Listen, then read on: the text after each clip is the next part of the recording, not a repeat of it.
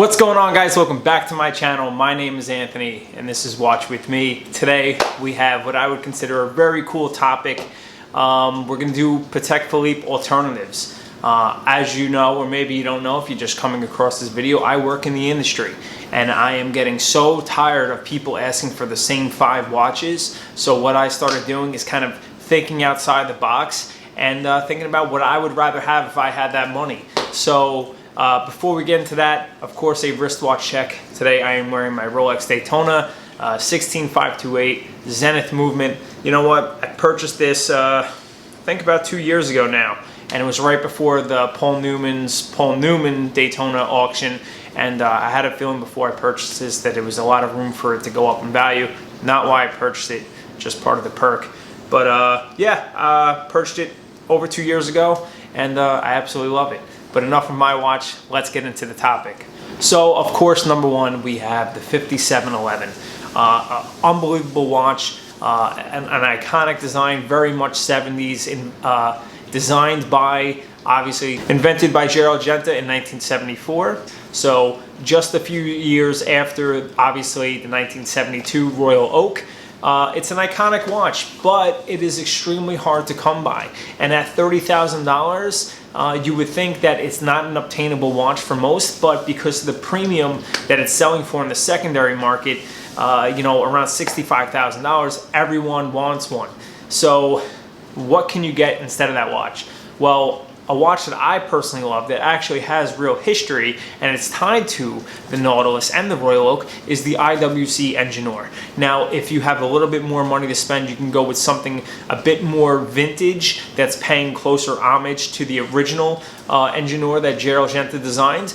But if you don't have much money and you don't want to get not a replica or an imitation, but you can get one of the SW300 Salida movement IWC Ingenieurs, and you could pick those up for $3,000 or $4,000. IWC, an amazing brand. It's an original Genta designed, and it's discontinued now. You're not going to find them kind of everywhere. Side note, I have a feeling that IWC is going to jump on the bandwagon and reintroduce this watch next year as a throwback to the original Girard-Perregaux IWC Ingenieur, so be on the lookout for that. Obviously, when I do my kind of Basel and SIHH preview video, that's going to be one of my picks and predictions to come out. So next we have pretty much any Patek Philippe chronograph, whether you're looking at something newer like the 5172, whether you're looking at the last generation, the 5170, or whether you're looking at the big boy, the 42mm 5070, which is the Lemania based chronograph, same base movement that's in the 5970. That's super collectible from Patek Philippe.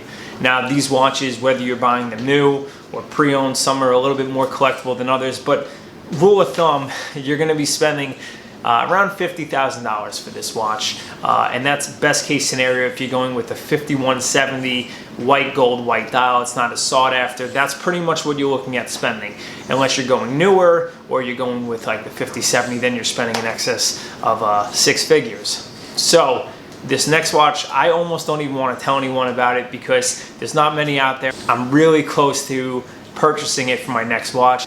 It's the Girard-Perregaux 1966 chronograph. Now, this watch, in my opinion, is absolutely stunning. It is a 2-register chronograph with an in-house movement. It's a modular chronograph, so unfortunately you can't see the beautiful column wheel through the exhibition case back, but the proportions are so beautiful. The chrono registers are somewhat close together, being that the movement's a bit smaller, but they really executed the dial quite well with the negative space. I think the outer track kind of fills up that gap. It has the rectangle pushers. It's a 40mm case. This watch is $30,900 brand new. I don't believe they make it anymore, at least not the version that I'm talking about. I have seen this watch on the secondary market as low as $8,000, all the way up to around $15,000. So for $8,000, you're getting a precious metal, in-house made movement, paying homage to around the 1960s. Many watches were being made that looked very much like this from an amazing watch brand, and you're getting it at around almost up to 75% off, in some cases 50% off. No one is collecting this watch. Why? Why? Because it doesn't have Patek Philippe on the dial, because it's not selling for a premium on the secondary market. Well, I'll tell you right now, if that's why you're collecting, you're in it for the wrong reasons. If you're in it for the beauty of the watch and the aesthetics, look at this watch and tell me what you think. I am head over heels in love with it. I've been for many years. It's been on kind of the back burner for me. I haven't obviously pulled the trigger on it, but I'm very close to saying, you know what, that's what I want. I think it's extremely undervalued watch. I absolutely love it, and you might see it soon on the channel. So of course, number 2 on the list, Patek Philippe alternative, is the Girard-Perregaux 1966 chronograph. You can also get it with date. It's slightly larger at 42 millimeters. So depending on your wrist size, you can go with either one. That one, again, falls in the same price range. I personally like the no date at 40 millimeters and in the rose gold with the white dial. They even make a white gold with a blue dial, but that tends to sell for a little bit more. I believe that one was an anniversary piece. Last, we have the big heavy hitters. So whether you're talking about the 5970 or the 5270, that is the Patek Philippe perpetual calendar and chronograph. Grand complication, whether you're going on the low end of the pre-owned market, which would probably be, again, a white gold, white dial, still around 120, 130,000 for the 5270. You can go all the way up to the top, brand new, if you can find it, the 5270 in platinum with the salmon dial, which I'll just go ahead and say is one of my favorite watches ever made. I just think it's absolutely unbelievable. But for most, it's unobtainable, and it's a shit ton of money. And if you're looking for some of these pieces, you might not even be able to find them brand new. So an alternative, probably my favorite brand, is Lange Söhne, and that would be the Datograph perpetual calendar, which you can find for around $80,000.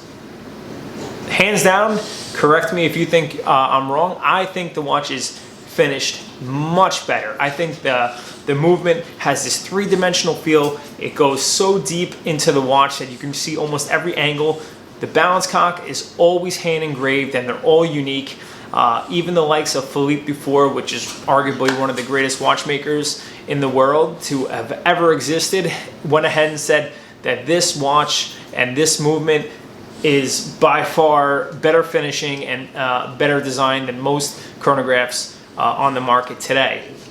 And now he was saying that about the actual Datograph, not the perpetual calendar, but obviously it's along the same lines. Now, $80,000 is not a small amount of money. So maybe you don't want to spend that kind of money, but you want something with as much presence, and you want something, maybe not so much a grand complication, but something amazing. Well, the Lange Söhne Datograph, the first generation and 39 millimeters in rose gold, you can find in the low $30,000 mark. This is a watch that at one point was almost $80,000. And like I said, one of the best chronographs ever made. When this movement came out and they were making their own in-house made chronograph movement, no one else was doing it. Patek Philippe was using Lamania-based movements, now obviously finished unbelievably. I mean, Lange, in my opinion, still boggles my mind why they're so undervalued on the secondary market.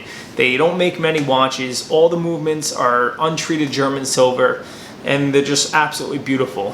So those would be my 3 watches, which the craziest part is you can get the IWC Ingenieur, the Girard-Perregaux 1966 chronograph, and a rose gold Datograph, all under the price of a Patek 5711 on the secondary market.